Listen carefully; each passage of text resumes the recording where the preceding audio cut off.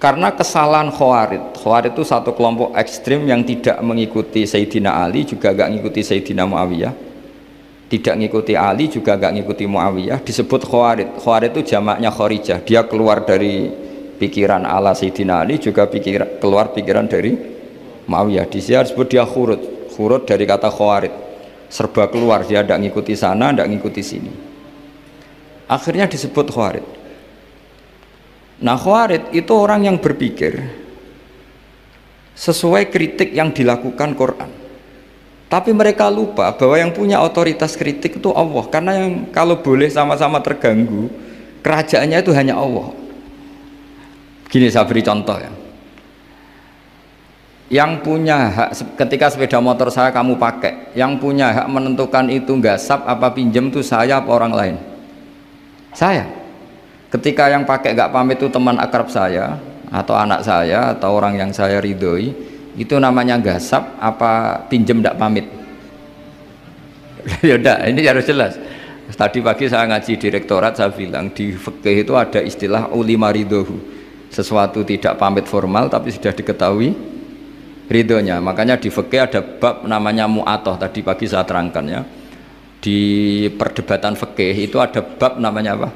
Mu'atoh. Mu'atoh dari kata ato yu'ati, mu'atotan, saling transaksi yang non verbal tapi maklum. Ya seperti kalau kamu marung itu contohnya, kalau kamu marung di kantin terus makan gedang goreng, itu nyuri apa beli? Coba jawab saja. Kalau dikatakan beli kamu belum bayar, kalau dikatakan nyuri terang-terangan. Coba kalau mbak-mbak milih mana, itu nyuri apa beli? Kalau beli belum bayar, kalau nyuri kok terang-terangan ya. Nggak nyuri apa beli?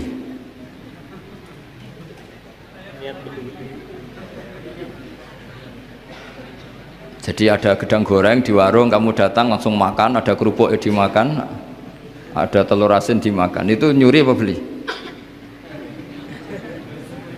Nah, itu kalau orang fikih dibabkan kitabul bai'il mu'atoh, akad beli lewat jalur mu'atoh. Menurut Imam Abu Hanifah seperti itu dikatakan beliau pakai dalil al-adat muhakamah, bahwa adat itu berposisi seperti hukum, karena posisi di warung maka ngambil di situ dianggap memulai akad jual beli. Tapi karena ini sesuatu yang potensi masalah, Imam Syafi'i mengatakan itu nggak baik, nggak sah. Karena nanti kalau asumsi kamu gedang goreng itu 1.000 ternyata diregani 5.000 kan mangkel. Nah itu resikonya di situ, ya kan? Tapi kalau misalnya itu dikatakan, makanya Imam Syafi'i mengatakan itu profesional, itu namanya ghormu. Ketika Anda bayar 5.000 itu namanya tebusan kesalahan. Jadi Imam Syafi'i melihat itu tidak jual beli tapi tebusan kesalahan. Sehingga kalau saya jadi hakim, misalnya pembeli bilang asumsi saya 1.000 Gus, terus kata baek, kata penjual enggak Gus itu tak jual 5.000, saya harus memenangkan baek. Memenangkan siapa? Penjual, karena penjual adalah pemilik gedang goreng itu dan posisi yang makan adalah perusak barang orang lain. Gitu. Sehingga dimenangkan penjual, ya dimenangkan penjual. Kenapa dimenangkan? Karena cara berpikir fikih, karena dia yang punya otoritas itu, punya otoritas kepemilikan. Itu dalam fikih madzhab apa? Syafi'i. Nah, itu penting dalam analogi surga dan neraka.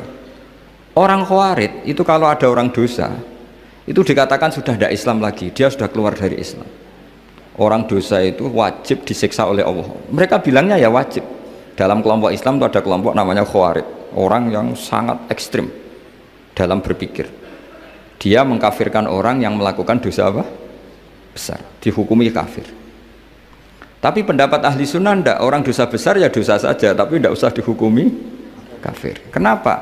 Cara berpikir ahli sunnah, surga neraka itu milik Allah. Kalau yang punya saja tidak apa-apa, ngapain ada yang ribet? Yang punya surga neraka itu Tuhan, dan Tuhan memanggil-manggil orang yang salah itu disuruh tobat. Anibu ila rabbikum, wahai hambaku yang berlebihan, yang masih dosa, ayo kembali ke saya. Kapan saja kembali ke saya tak terima. Sehingga dalam madzhab Ahlussunnah otoritas khitab, otoritas kepemilikan yang berhak ya yang punya, orang lain itu nomor 2. Sehingga tadi kalau Anda bawa kayak motor saya dan Anda teman akrab saya, tidak pamit saya, kalau saya bilang itu nggak apa-apa ya nggak apa-apa, kalau saya bilang apa-apa ya apa-apa, nggak penting orang lain. Sehingga ini wilayah yang agak sensitif, tapi ini ilmu, mau tidak mau kita harus dengar. Sehingga di fikih ada bab ulima ridhohu. Misalnya ada orang makan gedang goreng di warung terus ditangkap Pak polisi, wah ini pencurian, mesti bakulnya agak terima. Enggak pencurian, memang tak jual. Nah, yang kasus begini, ini yang kasus, ini mungkin kasusnya anak-anak yang masih kos atau masih mahasiswa. Warung kantin dijaga ibu-ibu, ada anak makan lahap, dikira belinya cash, setelah dimakan ternyata akadnya utang. Nah, itu pertanyaannya itu halal apa enggak? Karena asumsi baiknya monggo-monggo, karena apa, sudah mengkhayal nanti ada sekian uang cash didapatkan, ternyata nyatet atau hutang. Nah kalau ngomong di depan, Bu saya mau makan di sini hutang, kira-kira enggak boleh. Wah itu ada sekian PR, makanya saya sering muji orang-orang yang enggak alim. Enak-enak orang tuh orang enggak alim karena enggak kesulitan seperti ini. Kita sebagai peneliti fikih itu sering kesulitan. Nah sama Anda misalnya naik Grab atau naik taksi atau apa, ketika Anda naik itu posisinya gasap apa pinjem, dikatakan akad sewa belum bayar, dikatakan pinjem nanti harus bayar. Jadi ada sekian masail fikih yang jadi perdebatan. Nah, apapun itu nanti kata finalnya itu dia yang punya, yaitu supir taksinya atau baeknya, penjaga warung tadi. Nah, sehingga hukum itu bagi orang lain sudah tidak sah kecuali bagi yang punya. Nah di sini ini kelihatan benarnya mazhab Ahlussunnah wal Jamaah. Ahlussunnah mengatakan apapun salahnya seseorang setelah dia beragama Islam itu wilayahnya Allah. Kita tidak bisa berbuat apa-apa. Makanya ada ayat laisalaka minal amri syai'un aw yatuba alaihim aw yu'adzibah. Muhammad, meskipun kamu kekasih saya, kamu tidak punya otoritas menentukan si A dimaafkan, si A disiksa. Otoritas itu hanya bagi saya, kata Allah. Sehingga banyak orang yang Nabi kurang srek karena membunuh pamannya Hamzah malah dikasih tobat sama Allah, namanya Wahsy. Wahsy itu orang yang Nabi gak suka karena pernah membunuh Sayyid Hamzah di perang Uhud, tapi sama Allah marah dikasih tobat. Sa'labah yang sering ibadah di masjid, sering iktikaf, saking seringnya ibadah itu sampai digelari hamamatul masjid, merpatinya masjid. Tapi na'udzubillah beliau malah berakhir dengan su'ul khatimah. Kita tidak pernah tahu. Kenapa begitu? Karena begini, wilayah yang absolut itu hanya milik Allah Subhanahu wa Ta'ala. Sehingga Nabi kalau ketemu Wahsy ya bilang, iman kamu sudah saya terima, Islam kamu sudah saya terima, tapi saya ini manusia, tolong sembunyikan wajahmu dari saya, karena kalau saya ingat kamu itu mangkel, karena ingat kamu pernah membunuh Hamzah. Tapi saya sebagai Nabi harus nerima iman kamu, karena Nabi itu gak boleh dendam. Tapi kalau mangkal-mangkal sedikit kayaknya agak boleh mungkin ya, mungkin itu ya. Tapi profesional, Nabi sebagai manusia nggak berkenan melihat Wahsy, tapi sebagai Nabi legowo terhadap imannya Wahsy. Tapi Allah sendiri yang ngendikan laisa laka minal amri syai'un aw yatuba. Coba orang munafik, kayak apa salahnya orang munafik? Tapi ketika Allah ngendikan tentang orang munafik gimana? Wa yu'adzibal munafiqina in sa'a aw yatuba. Allah bisa saja menyiksa orang munafik insya'a kalau berkehendak au ya tuba, atau Allah mengasih tobat. Nah karena pendapat ahli sunnah itu lebih valid sesuai ayat-ayat Quran, maka yang diikuti mayoritas di dunia adalah mazhab ahli sunnah wal jamaah. Dan itu dimulai cara berpikir yang sederhana, yang berhak menentukan khitab ya yang punya, titik itu saja. Yang berhak menentukan khitab ya yang, lah tentu yang punya alam raya ini hanya Allah Subhanahu wa Ta'ala. Makanya Allah mensifati dirinya Malik Yaumiddin. Kita tidak bisa. Makanya bahaya ya, pikiran-pikiran kayak Khawarij itu bahaya. Sampai nggak usah tanya saya. Lalu Khawarij kalau di era modern siapa Gus? Anda provokator kalau tanya gitu. Ya itu tidak boleh provokator. Pokoknya pikiran itu salah. karena membatasi otoritas Allah Subhanahu wa ta'ala. Allah itu paling tersinggung kalau sifatnya dipakai, dicatut. Di Sahih Muslim itu ada riwayat, di hadis Muslim termasuk hadis Sahih itu Bukhari dan Muslim, itu ada seorang soleh sujud, pas sujud dia diinjek orang preman, kira-kira seperti itu kalau sama diinjek. Terus si yang sujud tadi bilang gini, wawahi, ada kata wawahi, wawahi la yaghfiru wahu laka, demi Allah, Allah tidak akan maafkan kamu. Saat itu juga Allah ngasih wahyu kepada Nabi di zaman itu, bilang ke yang sujud, pahala sujud tak cabut, dia tidak punya pahala, dan yang menginjek dosanya tak ampuni. Terus Nabinya tanya, kenapa ya Allah? Saya tersinggung, kata Allah, hanya disetatuskan nggak bisa memaafkan. Padahal wa anal ghafir wa anal akhid bidzunub, saya adalah zat yang bisa maafkan, bisa nyiksa. Kenapa status saya tinggal satu? Allah kan bisa kan, walillahi mulkus samawati wal ardh yaghfiru liman yasha wa yu'adzibu man yasha. Tapi si yang sujud tadi menstatuskan Allah hanya satu, yaitu yu'adzib, menyik. Itu kata Allah, kok enak, saya ini Tuhan, bisa menyiksa, bisa mengampuni, kenapa status saya jadi satu? Kamu kan mesti gak terima. Status kamu dihilangkan satu, terima enggak? Gak terima.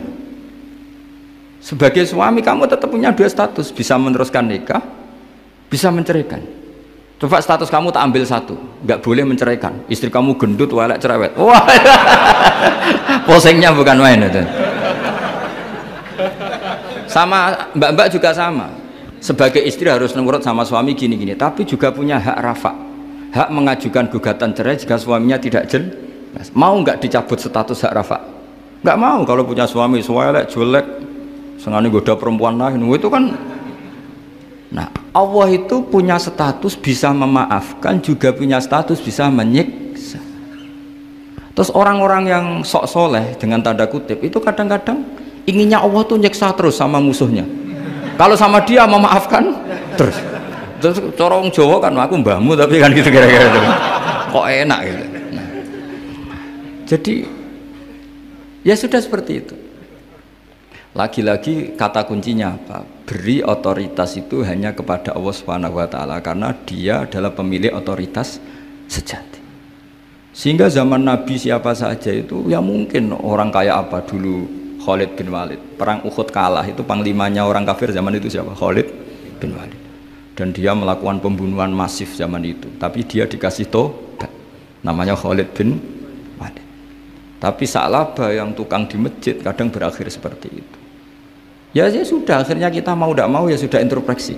Sampai sesoleh apapun kita selalu diajarkan doa, ya muqallibal qulub tsabbit qalbi ala dini. Karena kayak apa kalau hati kita dibolak-balik?